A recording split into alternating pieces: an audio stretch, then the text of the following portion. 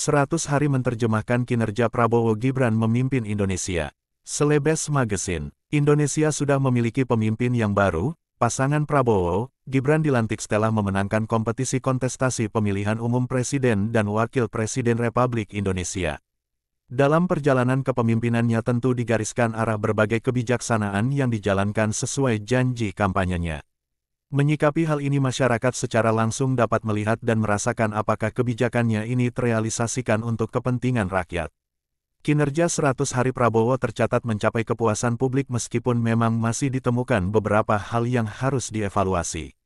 Seperti yang diungkapkan, Neni Nurharyati Direktur Demokrasi Election dalam diskusi publik kepada awak media di Jakarta tanggal 23 Januari tahun 2025.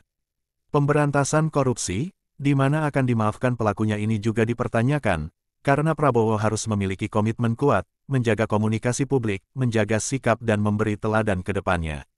Pilkada juga tingkat partisipasinya masih rendah, untuk kedepannya kebijakannya yang tak populis bisa menurunkan tingkat kepuasan publik yang sudah dibangun. Harapan ke depannya, setelah pantauan 100 hari ini, memang masyarakat cukup puas, tidak begitu di lapangan, agar diperbaiki. Tantangan juga untuk Pak Prabowo, bagaimana Pak Prabowo sebagai kepala pemerintahan itu harus bisa memberikan teladan untuk yang lainnya dan punya komitmen yang kuat untuk memberantas korupsi yang itu bukan hanya sekedar ilusi ya, ilusi atau cuman hanya sekedar wacana saja. Kemarin kita saksikan misalnya Pak Prabowo juga menyampaikan di ruang publik terkait dengan misalnya koruptor dimaafkan, lalu kemudian beberapa waktu kemudian menyampaikan bahwa tidak seperti itu maksud saya. Ini kan problem dalam hal komunikasi publik.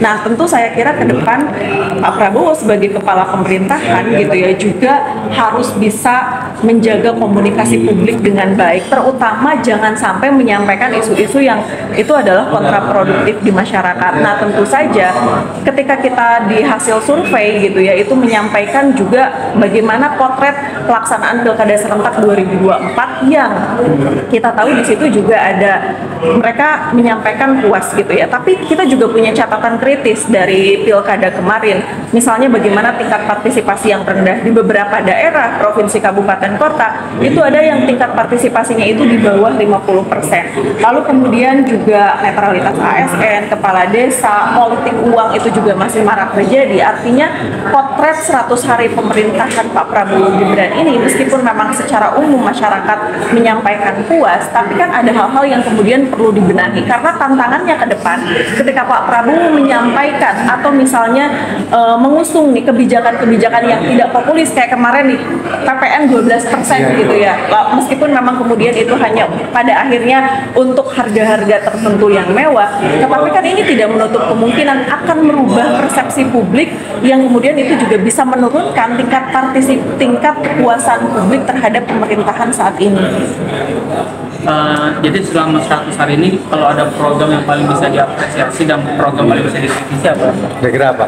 Kalau dari hasil survei itu ada pertama terkait dengan pemeriksaan gratis, kemudian juga ada 7 kebiasaan baik, sertifikasi guru, lalu kemudian juga ada pemberantasan judi online gitu ya.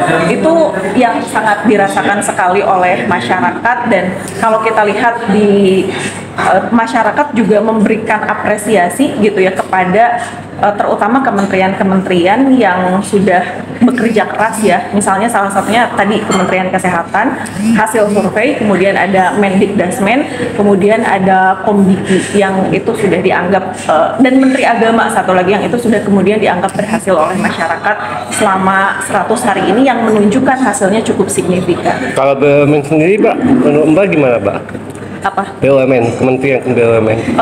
Nah, terkait dengan Kementerian BUMN, karena kita juga menganalisis ada 2 ya. Pertama memang berdasarkan hasil survei dan yang berikutnya terkait dengan perbincangan di ruang publik gitu. Dan perbincangan di ruang publik itu ternyata di Kementerian BUMN itu memang menempati popularitas yang paling tinggi ya, terutama memang menterinya karena di situ ada beberapa pembahasan lah misalnya terkait dengan PSSI dan lain sebagainya gitu. Itu juga menjadi kalau di hasil yang perbincangan di media itu Pak Erick Thohir memang menempati yang pertama. Kemudian ada Pak AHY meskipun memang ada banyak sentimen-sentimen negatif di situ, lalu kemudian Pak Abdul Mukti sebagai Mendikdasmen, kemudian juga ada Menteri Keuangan itu dianggap ya Bu Sri Mulyani itu kemudian dianggap di masyarakat ya kinerjanya memuaskan dan punya popularitas yang cukup tinggi juga di masyarakat.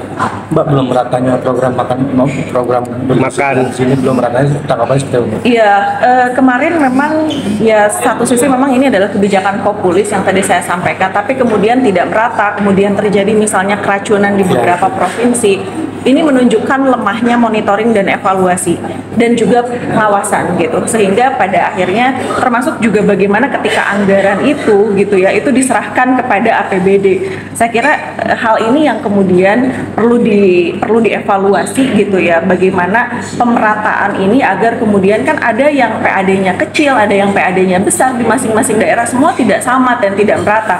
Otomatis kan ada ketidakmerataan juga pada akhirnya yang ini dikhawatirkan akan menimbulkan kesenjangan sosial juga gitu.